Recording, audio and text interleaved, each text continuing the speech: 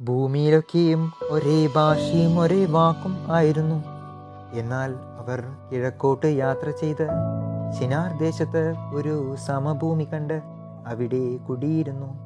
അവർ തമ്മിൽ, വരുവിൻ, നാം ഇഷ്ടിക അറുത്ത് ചുടുക എന്ന് പറഞ്ഞു. അങ്ങനെ അവർ ഇഷ്ടിക കല്ലായും പശമണ്ണ് കുമ്മായമായും ഉപയോഗിച്ചു.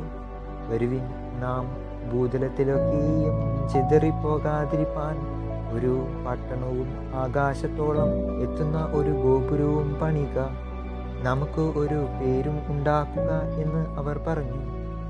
മനുഷ്യർ പണിത പട്ടണവും ഗോപുരവും കാണേണ്ടതിന് യഹോവ ഇറങ്ങി വന്നു.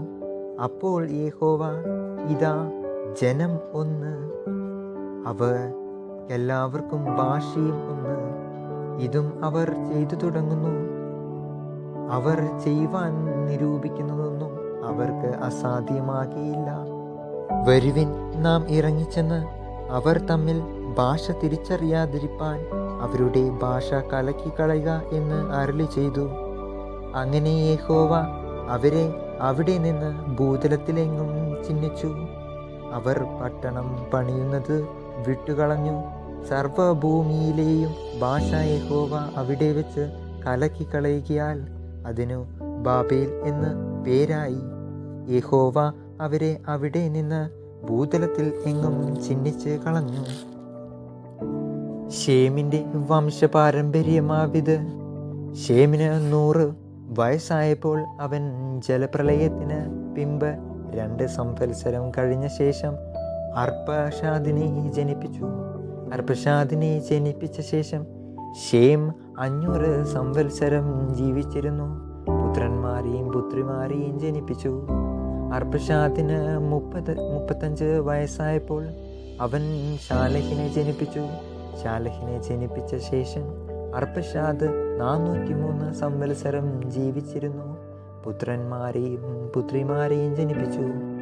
ശാലഹിന് 30 വയസ്സായപ്പോൾ അവൻ എബെരിനെ ജനിപ്പിച്ചു.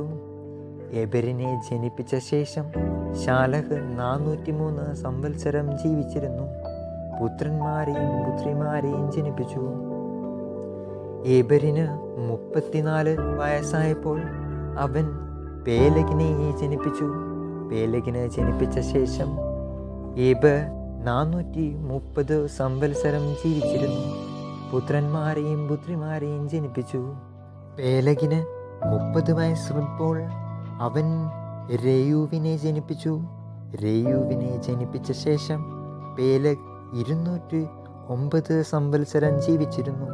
പുത്രന്മാരെയും പുത്രിമാരെയും ജനിപ്പിച്ചു. രേയൂവിന് 32 വയസ്സായപ്പോൾ അവൻ ശെരൂഗിനെ ജനിപ്പിച്ചു.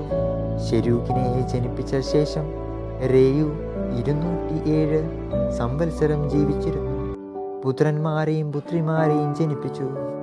ശെരൂഗിന് 30 വയസ്സായപ്പോൾ അവൻ നാഹോരിനെ ജനിപ്പിച്ചു. നാഹോരിനെ ജനിപ്പിച്ച ശേഷം ഗരൂഗ് 200 സംവത്സരം ജീവിച്ചിരുന്നു. പുത്രന്മാരെയും പുത്രിമാരെയും ജനിപ്പിച്ചു. നാഹോരിന് 29 വയസ്സായപ്പോൾ അവൻ തേരഹിനെ ജനിപ്പിച്ചു. തേരഹിനെ ജനിപ്പിച്ച ശേഷം നാഹോർ 119 സംവത്സരം ജീവിച്ചിരുന്നു. പുത്രന്മാരെയും പുത്രിമാരെയും ജനിപ്പിച്ചു. തേരഹിന് 70 വയസ്സായപ്പോൾ അവൻ അബ്രാം, നാഹോർ, ഹാരാൻ എന്നിവരെ ജനിപ്പിച്ചു. തേരഹിൻ്റെ വംശപാരമ്പര്യമാവിത്. തേരഹ് അബ്രാമിനെയും നാഹോരിനെയും ഹാരാനെയും ജനിപ്പിച്ചു. ഹാരാൻ ലോത്തിനെ ജനിപ്പിച്ചു. എന്നാൽ ഹാരാൻ തൻ്റെ ജന്മദേശത്ത് വെച്ച് കൽദയരുടെ ഒരു പട്ടണമായ ഊരിൽ വെച്ചു തന്നെ തൻ്റെ അപ്പനായ തേരഹിന് മുമ്പേ മരിച്ചുപോയി. അബ്രാമും നാഹോരും ഭാര്യമാരെ എടുത്തു. അബ്രാമിൻ്റെ ഭാര്യയ്ക്ക് സാറായ് എന്നും നാഹോരിൻ്റെ ഭാര്യയ്ക്ക് മിൽക്ക എന്നും പേർ. ഇവൾ മിൽക്കായുടെയും ഇസ്കായുടെയും അപ്പനായ ഹാരാൻ്റെ മകൾ തന്നെ. സാറായി മച്ചിയായിരുന്നു. അവൾക്കു സന്തതി ഉണ്ടായിരുന്നില്ല. തേരഹ് തൻ്റെ മകനായ അബ്രാമിനെയും ഹാരാൻ്റെ മകനായ തൻ്റെ പൗത്രൻ ലോത്തിനെയും തൻ്റെ മകനായ അബ്രാമിൻ്റെ ഭാര്യയായി മരുമകളായ സാറായിയെയും കൂട്ടി കൽദയരുടെ പട്ടണമായ ഊരിൽ നിന്ന് കനാൻ ദേശത്തേക്ക് പോകുവാൻ പുറപ്പെട്ടു. അവർ ഹാരാൻ വരെ വന്ന് അവിടെ പാർത്തു. തേരഹിൻ്റെ ആയുഷ്കാലം 205 സംവത്സരം ആയിരുന്നു. തേരഹ് ഹാരാനിൽ വെച്ച് മരിച്ചു. പാർക്കും